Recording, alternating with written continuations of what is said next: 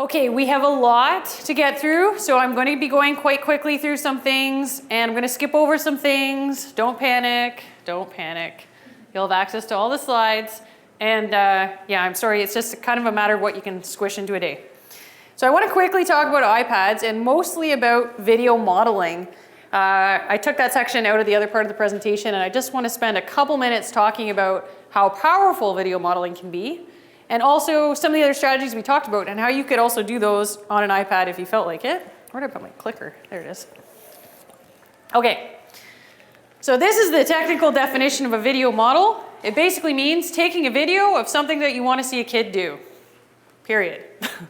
Okay, there's all different types of video modeling. Don't get bogged down in that. My favorite is basic video modeling, which is basically just recording someone doing the thing that you're trying to get the kid to learn.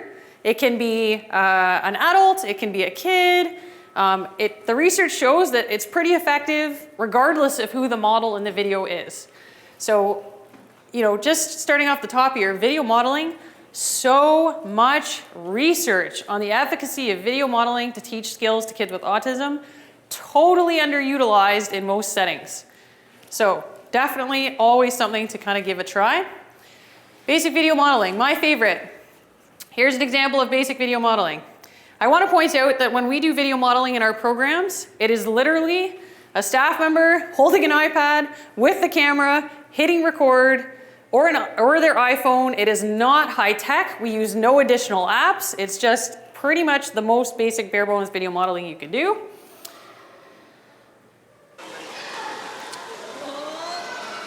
So this kid was actually referred to us through ACT.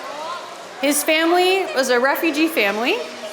The happiest child I've ever met in my life. Always smiling, so happy. But when he came to us, he had 0 spoken words, and we had no idea how much receptively he understood. So here's an example of using video modeling, because this is the kid who, when you try to model when you're standing next to him, pays no attention whatsoever. He just sort of smiles and then looks away. But when we showed him on a video, kicking, totally glued to the video the whole time. Remember when we had the little girl earlier, and I said when we have a kid like this, we sort of throw all modalities at them to help them learn this new vocabulary? That's what we decided to do with this kid. We showed him the video of kicking, he was experiencing the physical sensation of kicking, and Caitlin's just standing there saying, "Good kicking, that's kicking, good kicking, yay!" Right? So just throwing at him from all angles what kicking is, what it means to kick. It's taken him quite a while to pick up this vocabulary, but we feel like by throwing it at him in all different ways, hopefully we're helping him learn as quickly as possible. I'm gonna skip that one. Here's another, just a basic example. This is a kid in the swim program. Those of you who have taught swimming, you know one of the most common mistakes kids make is that they bend their knees when they kick, right? So we try all kinds of ways to get the kids to straighten their legs. Again, this is kind of a, hey, why not try video modeling with this kid? So we just took a video of that instructor who's standing there with the iPad right now, sitting on the edge of the pool, kicking with straight legs.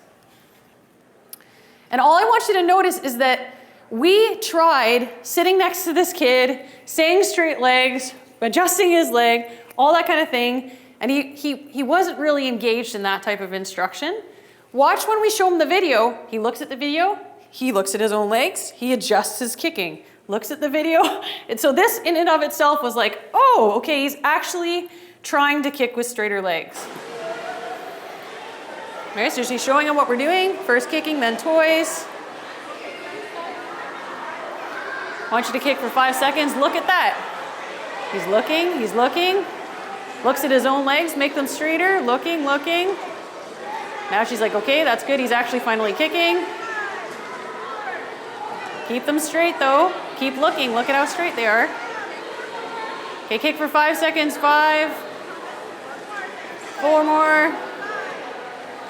Look at how he's glued on that video. Okay? It's not magic, but it's a tool. And I just find over and over again, our kids are so absorbed when we show them the model on a video. So we can go crazy standing there live trying to demonstrate, and they're probably gonna watch 50% of the time, a lot of them.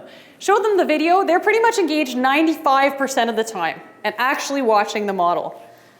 Okay? There are all kinds of types of video modeling.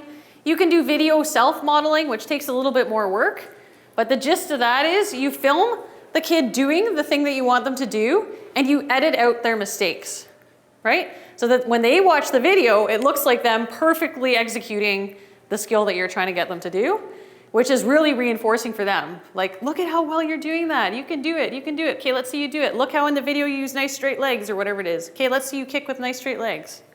Okay, it takes a little bit of work if you're gonna edit. Point of view video modeling, I always tell people this is like the GoPro cam on the top of the kid's head. So it's a video shot from their perspective.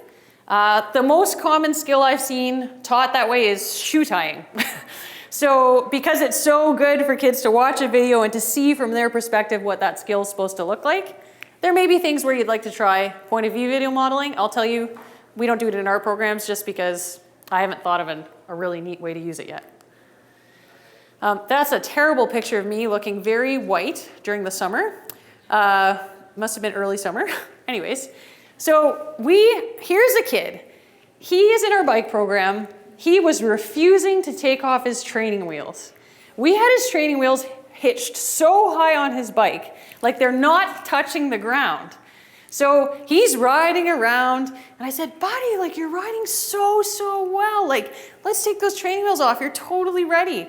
He's like, no, because they're his kind of crutch, right? They're kind of his safety crutch. So I said, okay. So then I filmed him. I just took out the iPad and ran around behind him while he was riding his bike, and his training wheels aren't touching the ground. He's just riding. So then I stopped him and I said, I want you to look at this. Look at yourself riding this bike. Do you see your training wheels touching at all? No, look, you're riding all by yourself just on 2 wheels. That's amazing. You're so good at riding your bike. Now can we take them off? Look, they don't even touch. And he was finally like, okay, because seeing is believing, right? On his bike, he felt, oh, I might fall. Oh, maybe it's not gonna work out. But I filmed him for like a good 5 minutes running around. Not once did his training wheels touch. And with that type of encouragement and feedback, he finally agreed to take them off. I'm not gonna show you this one. In our leadership program, we actually have the kids do a ton of role play. So they practice a whole lot of different skills.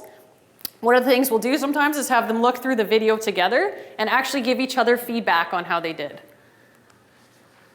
Video prompting, remember earlier I talked about the kid in the fitness program and he watches a video and then he moves to the next part and then he watches a video and then he moves to the next part. That is essentially video prompting. It's taking a big skill, breaking it down into its steps, watching a step, doing the step, watching the step, doing the step.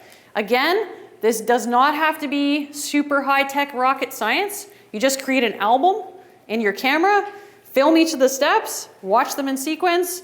I tell parents a really good routine for this is like kind of getting ready for school or packing up at the end of the day. You know, go get your backpack, get your planner, put it in, zip it up, get your coat, right? Each of those little steps. Watch the little video, go get your backpack. Watch the little video, put your planner in. Watch the little video, right? So anything like that really does well with this. So this is literally one of the videos from the fitness thing that we made for the kid. It's not amazing. It's just a very short clip of one of the staff demonstrating the activity that we want the kid to do. Okay. So why do I love video modeling? Clearly I love it. Clearly we don't do it in a really high-tech way. We don't use any extra apps. We don't waste a lot of time editing. If I don't like the video model that we shot, we just delete it and shoot it again. Because I'm not actually that good with tech. So maybe one day I'll be better. There is an amazing app out there called Telestrator that's, I think it's $4.99. You know when you watch on TV like football or something or even hockey and they circle and they draw the lines, you know what I mean? Like they draw right on the screen to sort of pay attention to the different plays that the team was doing or whatever. You can do that on Telestrator, and you could use that, for example, to shoot a video of a kid and then say I want to focus on straight legs kicking. I could highlight the kid's legs in that video, just again to sort of really exaggerate the thing that I'm trying to get him to focus on the video. I could circle his knees. It allows you to do all that kind of really fun editing stuff.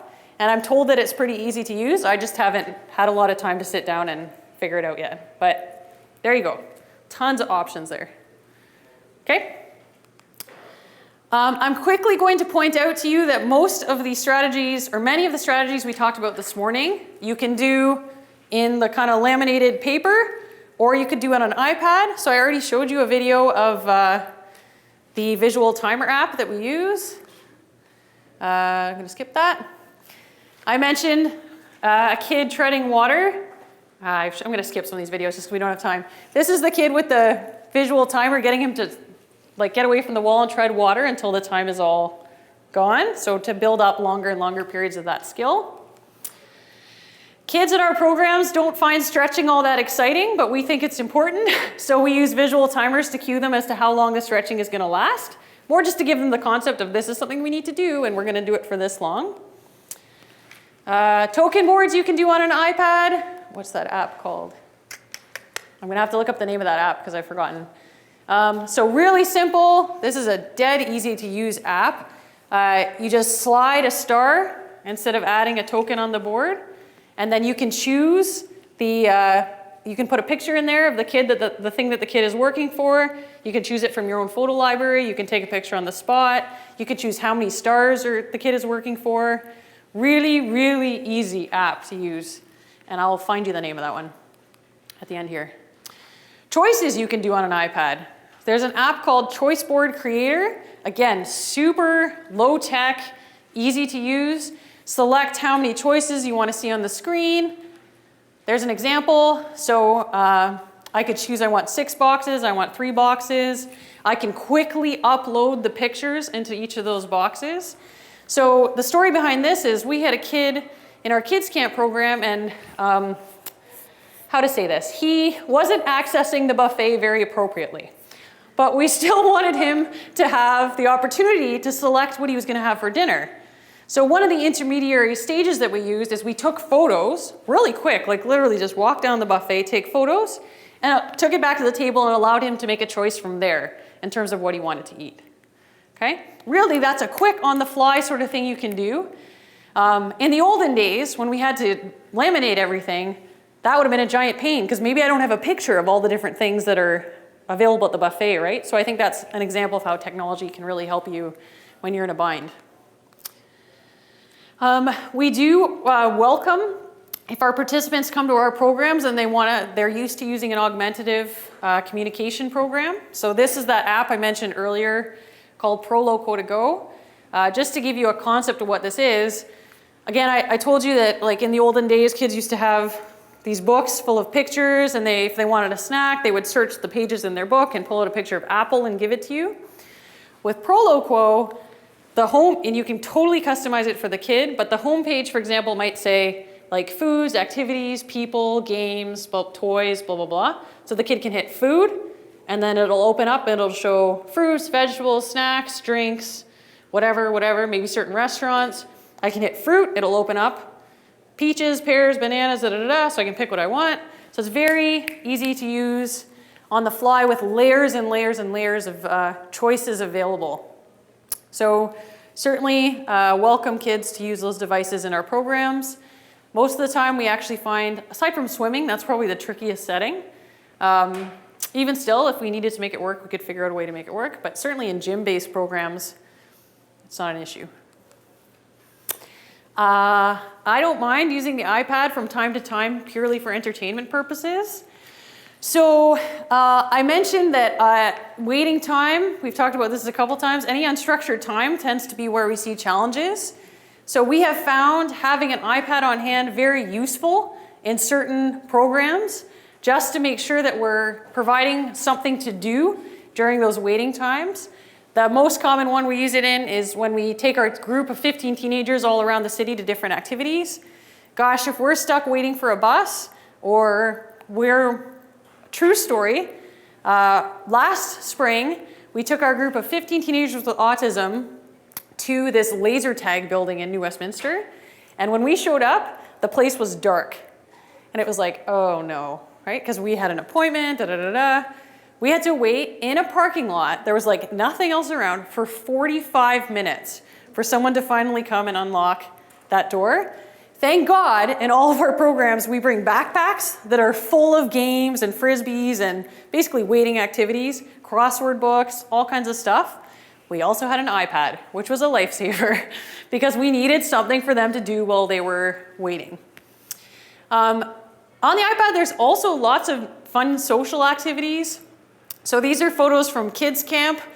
This kid was very, very nervous, homesick, whatever. We pulled this out and he started playing with his support staff, this photo booth app, which is on all the iPads, just goofing around and having a good time together. It's quite a social activity, actually.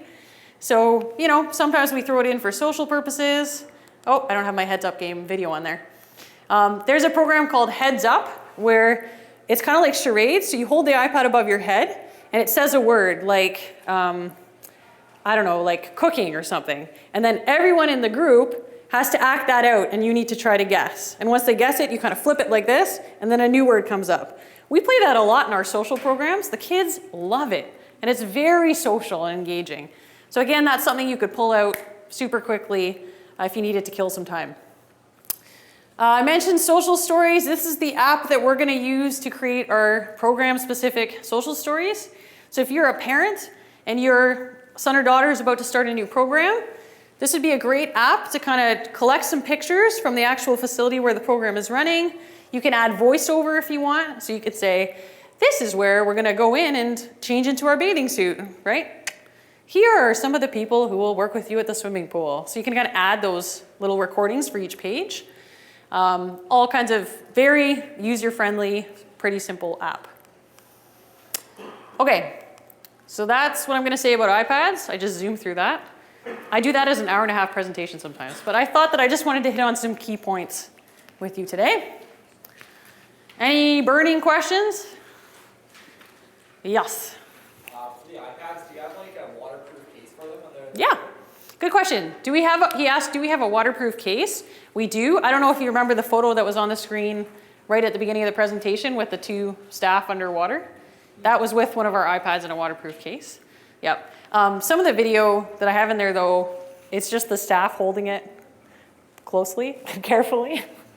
Risky, no. Yeah, be careful, but you can get great cases for iPads now in terms of durability, waterproof, all that kind of thing. Yes? Is there, on your website, is there more information on apps or? Good question. She asked, is there more information on apps on our website? One thing we do is if you go to just canucksautism.ca, it'll ask you if you want to sign up for our newsletter. And in our newsletter, it's just a once-a-month email. We review an app every month. So we actually have someone who works for us that every month she reviews a resource from the lending library, and she also does a review of an app. Very cool. We don't have just a one-section resource on apps. The American Autism Speaks webpage, autismspeaks.org, has some really good resources on apps.